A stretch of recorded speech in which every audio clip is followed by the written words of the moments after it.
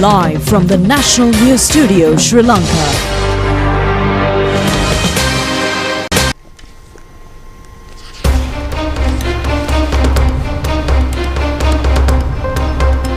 Welcome to the news bulletin of the most prestigious channel in Sri Lanka. This is the national news broadcast on Sri Lanka Rupavahini Corporation. I'm Siobhan Pereira. I'm Dilanjali Anand, and these are your top stories for tonight.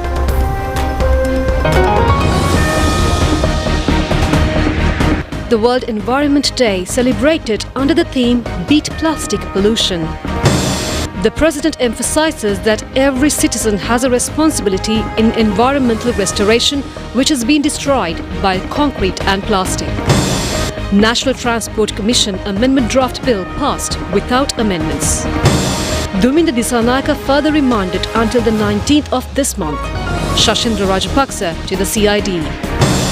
A woman sentenced to 4 years rigorous imprisonment for trying to sell a 2-day-old infant.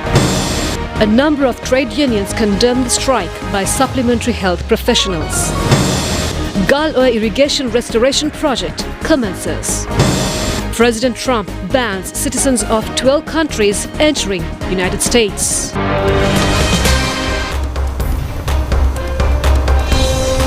And in your top story this evening, today is World Environment Day, declared with the aim of saving the earth from destruction due to human activity. The theme this year has been Beat Plastic Pollution. United Nations Organization introduced the proposal to hold the World Environment Day in June 1972. 143 countries supported this proposal, and accordingly, since 1973, World Environment Day is celebrated every year. The main objective of the World Environment Day is to enlighten the public about conservation of environment and introducing necessary activities for its conservation along with its importance. Since environment destruction is directly threatening the existence of humans, the necessity to conserve environment at present is more important than ever before. Global warming goes up by 0.2 degrees Celsius in every decade. The past decade has been recorded as the warmest decade in the history. 2024 was recorded the warmest year of the human history, with a number of wildfires world over. From 1979 until now, glaciers of about 31,100 square kilometers of area in the Arctic Sea has melted, raising the ocean level by 10.5 centimeters and eroding beaches of thousands of kilometers in many island nations. Around 14 million metric tons of plastic is being released into the oceans. Secretary General of the United Nations, Antonio Guterres, emphasized the necessity of containing plastic pollution.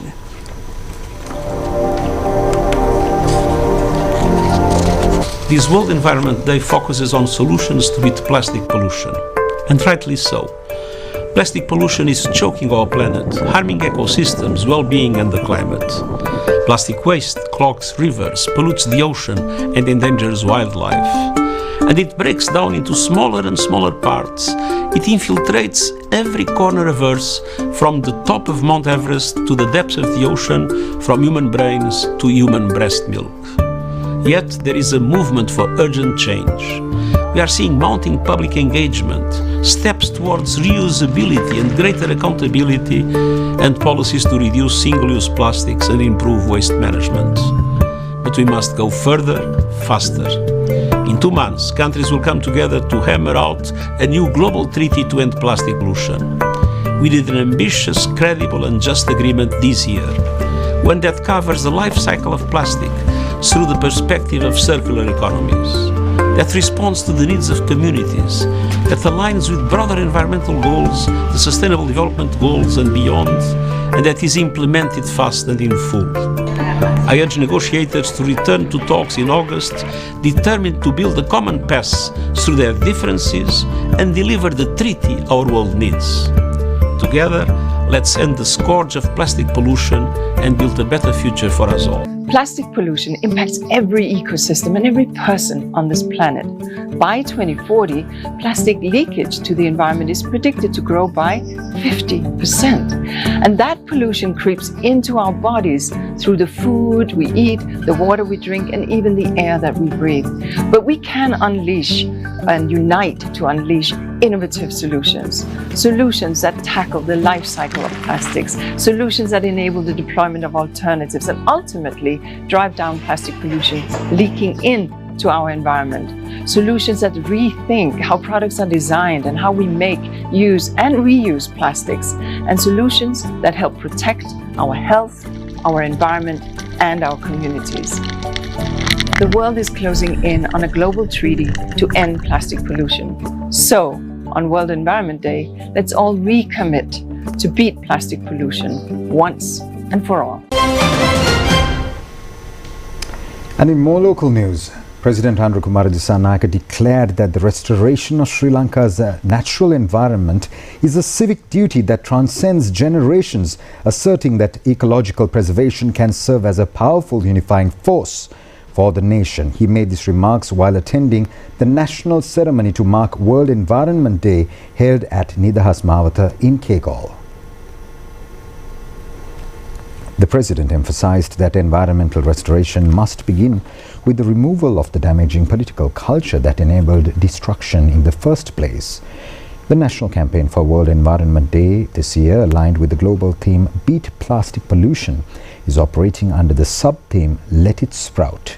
The President explained that this is not a mere symbolic observance, but a call to action with programs designed to create room for the environment to recover and regenerate. The event was jointly organized by the Ministry of Environment, its affiliated bodies, all state institutions, the Clean Sri Lanka Secretariat and environmental organizations. The event was attended by several distinguished guests, including Minister of Environment, Dr. Dhammika Patabandi, Governor of the Sabaragamuwa Provincial Council, Champa Janaki Rajaratna, and leader of the indigenous community, Uruwarige Vanilatto.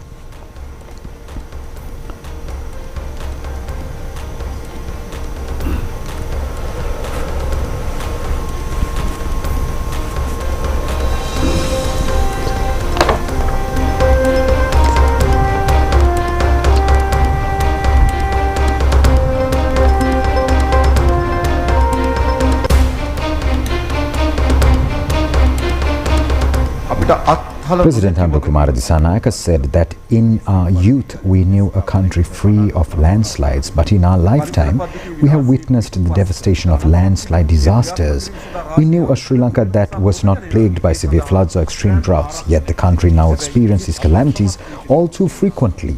The human-elephant conflict has reached a crisis level. The nation, once known for its vibrant biodiversity, now suffers from growing discord between nature and its inhabitants. The present generation has a duty that we simply cannot ignore. We must restore our ecosystems. If this degradation continues unchecked, our future generations will be left with the irreversible catastrophe. Therefore, it is our moral responsibility to safeguard and rehabilitate the environment for our subsequent generations. Sri Lanka already possesses some of the strongest environmental laws and have a robust state apparatus capable of enforcing them. Yet political patronage has been a significant barrier. Many of the coastal sand mining operations are owned by politicians or their close associates. The country knows very well. Even forest destruction has taken place under political protection. The society should not be agents of ecological destruction. Today is the last day of the World Environment Day, held parallel to the Environment Week. The handing over of the declaration of declaring the area frequented by an endemic species of fish to Kegol named Bandulapetia as a habitat of the species of fish to the President was also conducted on this occasion. The naming of the 5 new nature reserves in Nilgala, Kottava, Varahinkanda, Udaliyadda and Tulhirikada forests was also conducted.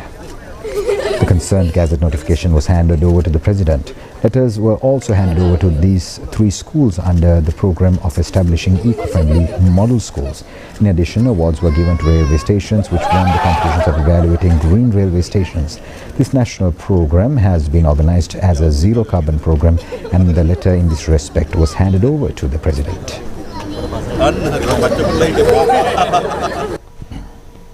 Now, various programs were organized parallel to the World Environment Day.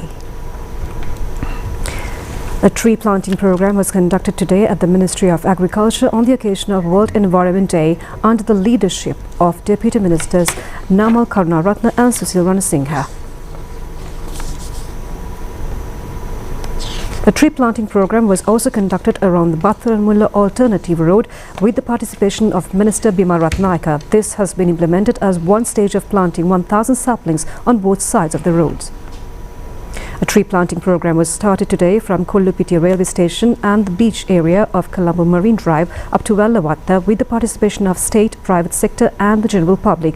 Takura trees facing a threat of extinction will be planted. Another program to plant rare medicinal herbs was also carried out at the Sri Lanka Land Development Corporation. It was joined by Chairman Engineer Saman Sri Seniviratna and a group of others. Makadura Kumbuk Sevena conservation program and a Shramadana campaign was held parallel to the World Environment Day on Kurunagala Nigambu Main Road. The program was organized by the Pandala Divisional Secretariat Office, Provincial Council, Kuliapiti Wildlife Office and University of Vayamba. Parliamentarian Dr. Jagat Gunawardena also joined this occasion. The approach road to the Bandaravalla, Kumbukwela, Mahamuna, Asapur and the surroundings were cleaned on the occasion of the World Environment Day. Ministry of Highways, Uva Province, Road Development Department and Cooperative Departments together organized the program. Another program to clean the beach area was held at Mount Lavinia Beach yesterday, parallel to the World Environment Week. This was implemented by the Western Provincial Waste Management Authority, where about 4 kilometers of beachland was cleaned. A special program under the theme Ending Plastic Pollution was held today at the Army Headquarters premises. Saplings were planted with the aim of protecting catchment areas around the headquarters premises. Today is World Environment Day. Sri Lanka, along with the international community, celebrates this day with focusing on actions to protect the increasingly vulnerable environment. The human-elephant conflict has come to the fore in recent times in Sri Lanka, where it enjoys a reputation of having a large number of Asian elephant population in its natural habitats, along with the reserves specially earmarked for the elephants. This special voiceover report was filed by ChannelEye Rupavahini Corporation, highlighting the issues and actions faced by the jewel of the country's wildlife, elephants. Sri Lanka's elephants through time. Elephants are the keystone species of Sri Lanka.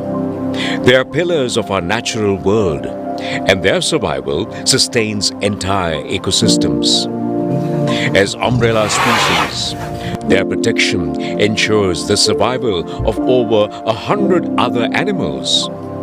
They act as natural architects by creating forest trails, dispersing seeds across vast distances, and digging water holes that sustain life during times of drought. Without them, our wilderness would collapse.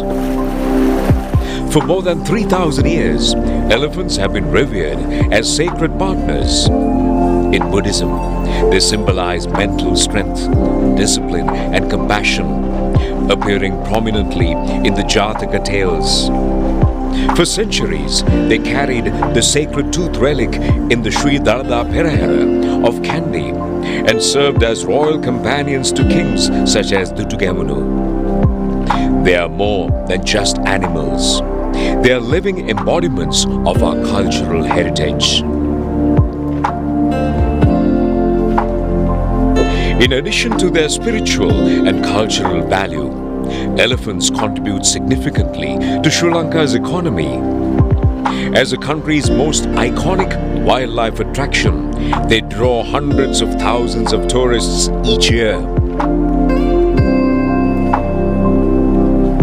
Elephant-related tourism, including visits to national parks such as Minneria, Kaudulla, Wasgamua and Udawalawe, and also participation in cultural festivals, generates several million US dollars annually. This, in turn, supports the broader tourism industry and sustains thousands of rural livelihoods.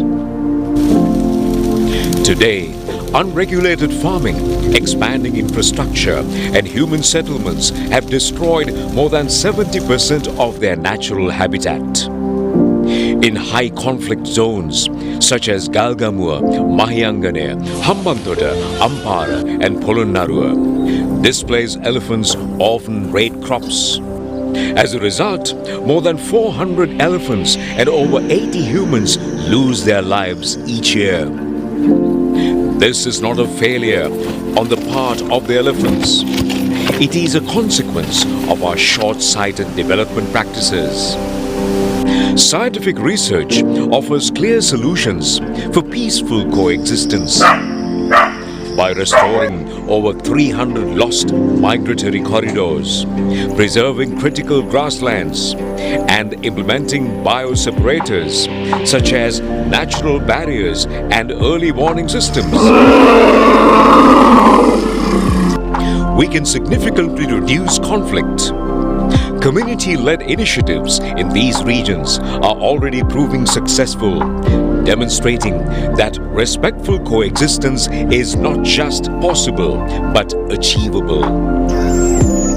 Elephants have shaped our landscapes, enriched our history, and touched our hearts. Now, it is our responsibility to shape their future. Advocate for wildlife-conscious development. Support conservation efforts.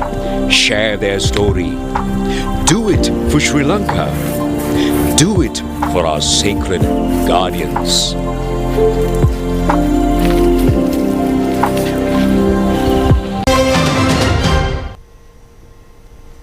Taxes play a pivotal role in the growth of any economy or any country.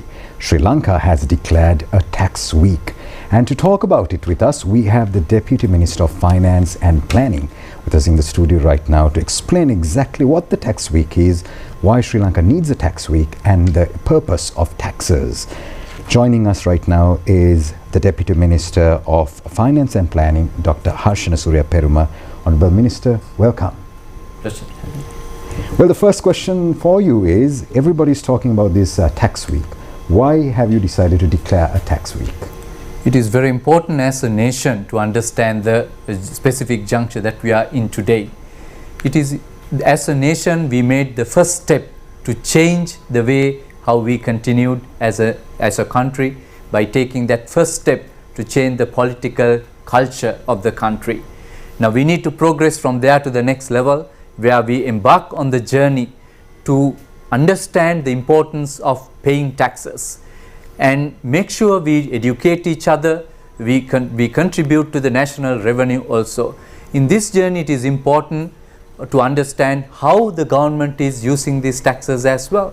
In the past, we had seen the way how taxes have been used, and in fact how taxes have been wasted, whereas the present government has given the leadership and demonstrating by example by doing the right thing, where politicians are not going to take away the hard-earned money given to the government as taxes.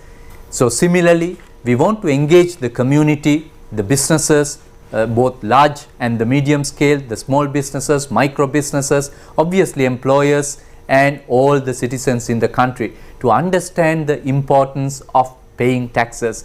That is the significance of the tax week, to take the message across to everyone and invite to understand the importance of why we need to contribute to the taxes. Each rupee that we give it to the government, it will be used for the benefit of the future generation, for their education, for health, and to provide services to elders, family members who have to visit hospitals, our road network, infrastructure, and the education system, upgrading our technology in the country, looking after the defense and security systems for the country. There are multiple purposes, looking after the environment, investing in protecting the marine life, for example. So there are multiple things that we need to do as a country, in addition to paying our debts based on the mountain of that the mountain of debt previous governments have put our country into, and to the mess in terms of the economic calamity that we have to go through. So it's very important to understand the need for collecting taxes, need to engage and voluntarily come forward and paying taxes. So it is important for government to proactively engage with the citizens. That is why the tax week, instead of just expecting people to come and pay taxes, we want to get engaged with people to create the level of awareness among the school children, university students, and working population, citizens at large, farmers, traders particularly. During the tax week, we go from shop to shop wherever possible across the island in 9 provinces, all districts in the country, to tell the story, to keep the people engaged, communities engaged, to explain them the importance of paying taxes. to the voluntarily participating in this journey. Government is not about enforcing all the time, but instead of facilitating. So we want to share the possibilities we have created as the new governments, different ways of engaging. You can pay your taxes digitally, you can pay your taxes through the bank, you can pay your taxes by visiting the Department of Inland Revenue. There are several ways of doing that one. So it's about connecting the dots in the picture that we had. Sometimes we may not be aware, since we did not pay that much attention in the past, because we thought tax is not our duty, whereas now everyone have understood it is our duty, and let's get it done together. So that's the kind of message we want to convey during this tax week to the citizens, to businesses, to employers, everyone alike. That was a wonderful message, Dr. Surya Perumal. Now we have another question for you, where we would like to talk about numbers. What do you think is the current status of the tax revenue, and what are your tax goals? The mammoth task we have at hand as a nation, starting from the amount of debt that we need to service, amount of investment as the government that we need to make and provide services for the citizen, compared to the 2024 year, where it was nearly 4 trillion in terms of government revenue. This year we are going to take it to a next level, to nearly 5 trillion. Historically, this is going to be the highest ever revenue country is targeting at. Similarly, population, citizens, businesses help us to change the political culture. We want everyone to get engaged to achieve that mammoth target as a nation, nearly 5 trillion, 5,000 billion, of which majority is coming from the inland revenue side of it, nearly 2.2 trillion or 2,195 billion to be specific. From the customs side of it, 2.1 trillion to be specific, that's 2,115 billions, and from the excise department it's about 242 billion. We know the potential of the country is much greater.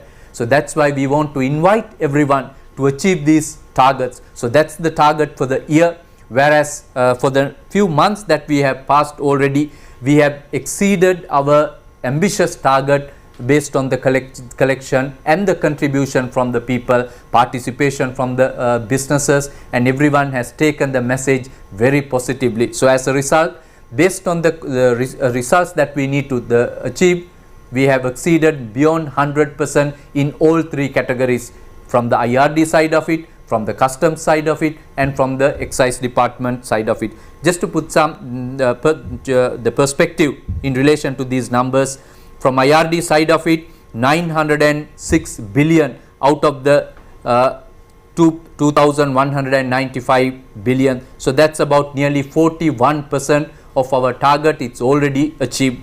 From the customs side of it, 780 billion approximately. These are to be verified in terms of the numbers, but based on the provisional figures that are coming out. So it's out of the 2,115 billion, 780, that's nearly 37% of customs revenue. Similarly, from the excise department side, 102 billion out of the 242, taking us to nearly 42%.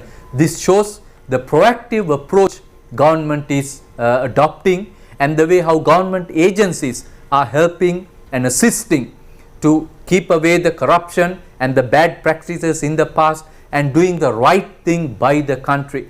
Government agencies are engaged. That's why the money that was not coming to the treasury in the past now is being channeled to the treasury. The money that was getting into pockets of few individuals, corrupt politicians and their business network, now it is getting channeled into the treasury to be used for the good initiatives and requirements of the nation. So in terms of numbers, we believe we will be able to achieve that number, but that goal is dependent on the contribution from everyone, from citizens, from businesses, from employees who are paying their taxes. So it is a journey that we have to take collectively. Retail businesses, smaller businesses, wherever possible, if you exceed your minimum tax thresholds, do get engaged, connect, talk to your accountants, talk to your tax consultants, reach out to the IRD.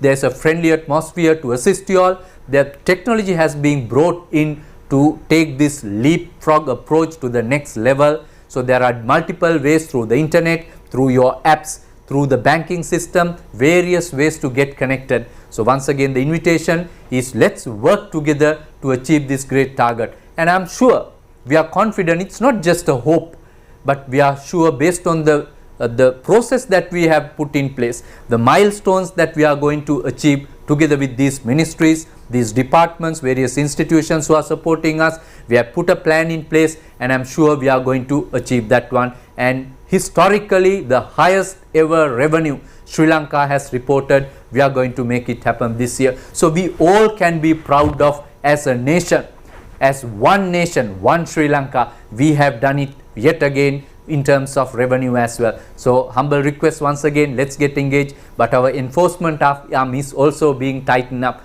to ensure if somebody is trying to evade and get away from the responsibility as a citizen, as a business, so those are also being beefed up. Necessary resources have been provided. So it is the collective effort from all fronts to make sure we achieve what we deserve as a country.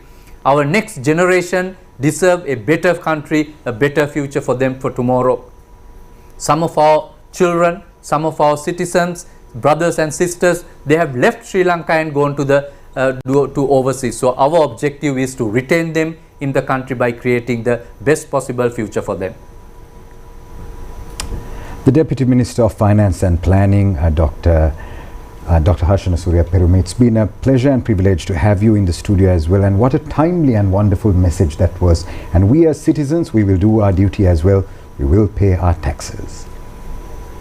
And we continue with more news as we are celebrating World Environmental Day, and this is more focus on environment, and that is water is an essential component for the existence of all living beings. A huge threat has been imposed to the purity of water due to human activities. Therefore, lives of both people and animals have faced risks. Therefore, attention has been focused on water pollution in line with the World Environment Day.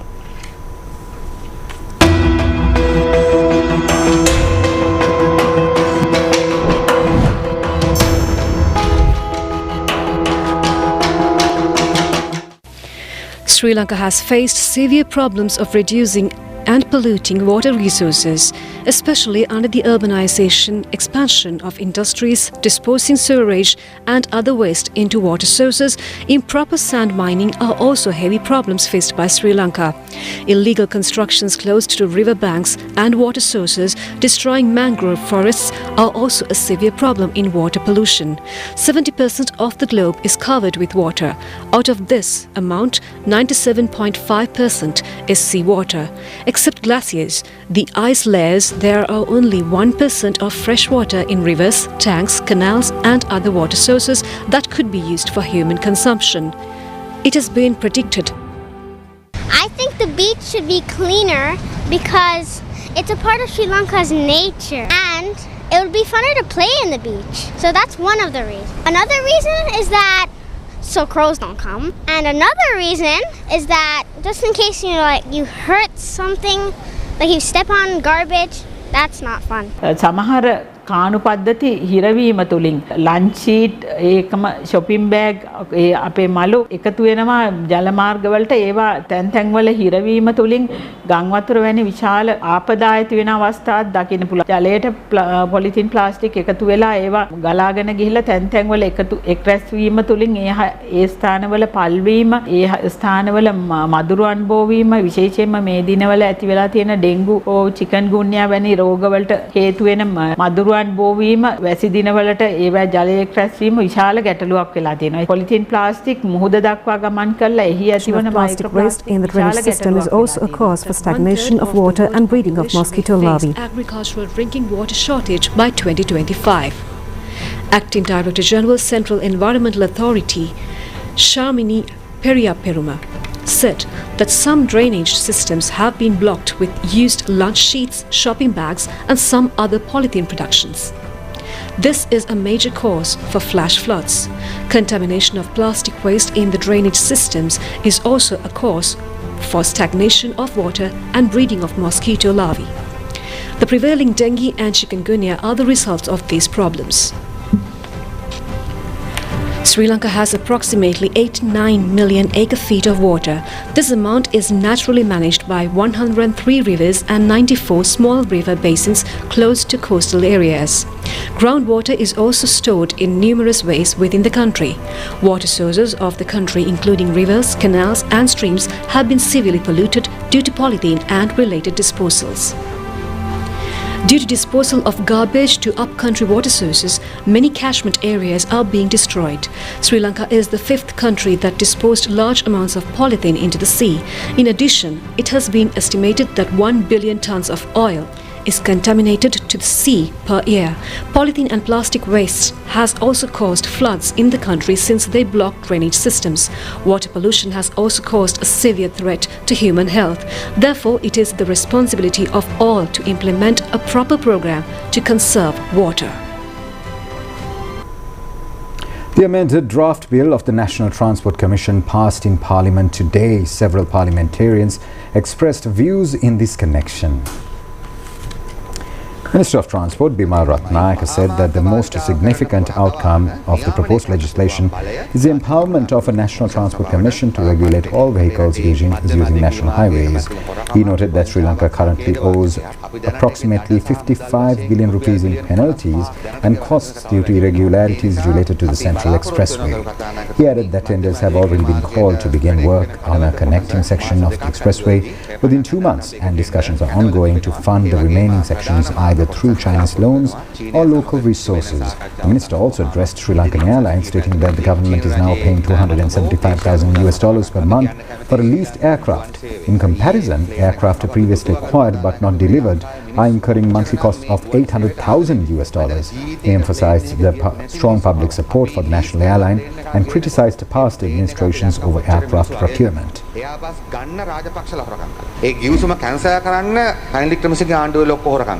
දැන් මේ lease කරලා ගෙන්නපෙකට අපි මාසෙට ගෙවන්නේ කරු කතානායකතුමනි dollar 2,75,000යි. අපිට ගෙනාපු නැති ඒ හොරකම් කරපු ප්ලේන් වලට අපි ගෙවන්න ඕන කරු කතානායකතුමනි මාසෙක ඩොලර් 1,08,000ක්. ඒ කියන්නේ මේ වගේ තව ප්ලේන් 3ක ගාණක් අපි ඒ හොරකම නිසා ගෙවනවා. එහෙම රටක් තමයි අපි මේ කරන්නේ. මම ලංකාවේ මිනිස්සු ගැන ඇත්තටම ඊ හරිම ආදරයක් ඇති වුණා. කවදාවත් ප්ලේන් එක ගියපු නැති සමහර ජීවිත කාලෙම ප්ලේන් එක යන්න නැති මිනිස්සු පවා. ප්ලේන් එක අහසේ යනකොට අපි දැක්කා කොච්චර කියන්නේ ලංකාවේ හැදෙනවා කියන විශ්වාසය මම හිතන්නේ. ඒ ප්ලේන් එක අරගෙන මගී ප්‍රවාහනය ගැන Parliamentarian Gayant Karuna Tilaka welcomed the introduction of a National Transport Commission, describing it as timely and necessary.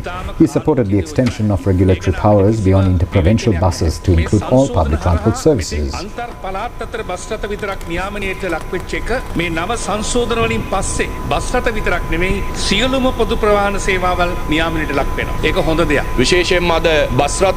A government parliamentarian stated that frequent disputes among bus operators stem from a lack of income security in the sector.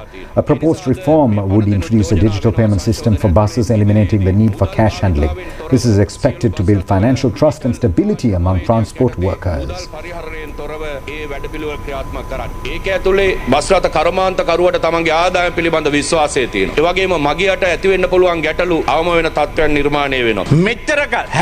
An opposition MP criticized past governments for politicizing and state-owned bus industry, using it for political appointments. He claimed the current administration has maintained neutrality by not hiring individuals based on political affiliations, aiming to send a positive message to the public. A government MP responded that a unified schedule for the Putlam corridor is now finalized and implementation is imminent. Signal system installation is underway and inspections of related infrastructure such as rest stops are being conducted. The government aims to complete all unified transport schedules across 5 major corridors by the end of the year. Former parliamentarian Dominda Disanayake has been further remanded until the 19th of this month, when he was produced before the Mount Lavinia Magistrates Court. He was arrested on the 23rd of last month with regard to the investigations connected to the incident of finding a gold-plated T-56 firearm in possession with a woman living in the Havelock City housing complex in Colombo. He was brought to the Mount Lavinia Magistrates Court this evening under heavy security.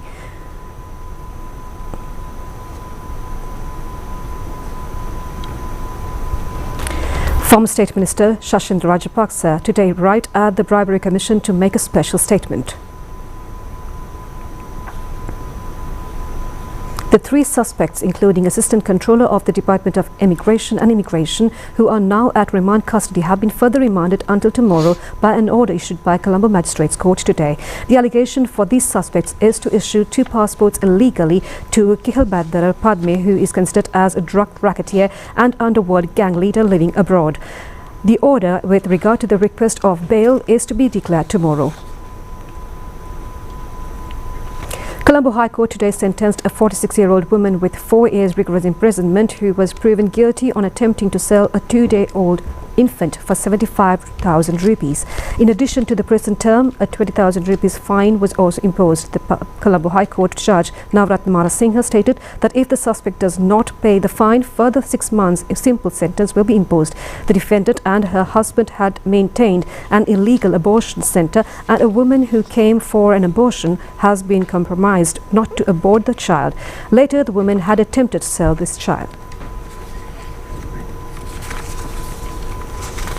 Now, doctors and many trade unions have vehemently condemned the strike organized by the supplementary medical staff, causing immense hardships to patients. They pointed out that such trade union actions are not practical at a time when the government is taking measures to solve the problems in the health service. Meanwhile, Dr. Rukshan Balena says that hospital services are being carried out without any hindrance, disregarding the strike. Medical services of the Colombo National Hospital commenced this morning as usual, even amidst the strike.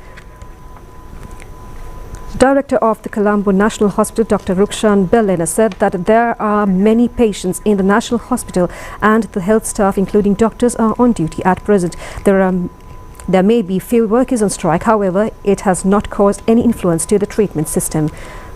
Supplementary medical professionals started a strike recently, presenting several demands, including promotions. Patients have faced many difficulties due to this matter. Even amidst an economic crisis, the government is taking measures to promote the health service by identifying the existing problems. General Secretary of the All Ireland Nurses Union, HMSB Madhivatta, says accordingly the government has taken measures to recruit 800 graduate nursing officers. He stresses that in such an instance, the responsible trade union engaging in a strike action cannot be totally tolerated. General Secretary of the All Ireland Nurses Union, HMSB Madhivatta, said that the government in 2022 held talks with the Health Services Commission with regard to these recruitments. They decided to have a competitive exam in this connection. Final rites of the late cameraman of Sri Lanka Rupavahini Corporation, T.M. Chanat Buddhika, will be held tomorrow. His remains are now lying at his residence in Galle. Chanat Buddhika joined the production services division of the Sri Lanka Rupavahini Corporation as a cameraman in 2011. He has contributed his services in covering presidential, prime minister, parliamentary affairs and many other public events. He has also contributed to producing many award-winning programs including music, sports and teledramas. Among his programs are Coke Red, Pium Neelavila and Sandaru Suyame. In addition, he has covered many sports events including cricket matches and motocross events. He has showed a significant skill in covering rare scenes of the Air Force cycle tour organized under the media sponsorship of Sri Lanka Rupavahini Corporation. Chanat Buddhika is a father of 1 child and a resident of the Totagoda area. The funeral is to be held at the Kurunduwatta Public Cemetery at Akmimena in Galle at 4 p.m. tomorrow.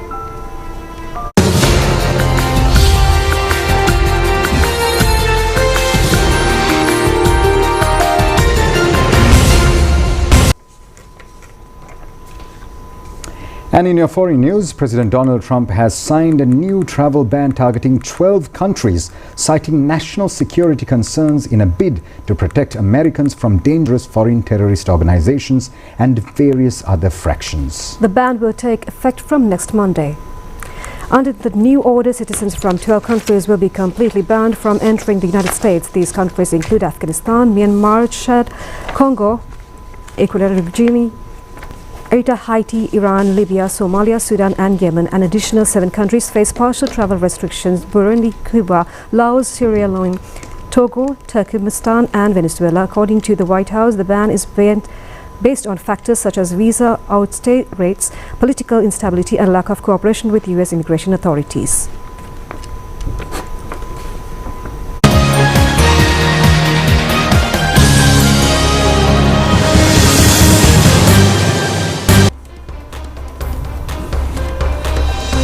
Jubilant news for football fans. Sri Lanka football team defeated Brunei football team after 16 years. The match was played today in Bangkok, Thailand. The first half of the match ended both sides failing to claim a goal. Later, at the 56th minute of the match, Leon Pereira recorded the first goal for Sri Lanka. Accordingly, at the end of the match, Sri Lanka was able to win the match 1-0. Accordingly to international football rating, Sri Lanka is at the 200th place and Brunei is at the 185th position. And that was a look at your news here at Sri Lanka Rupavahini Corporation. I am Siobhan Pereira together with Tulanjali Ananda, wishing you a pleasant evening and a great week ahead. Take care. Good night.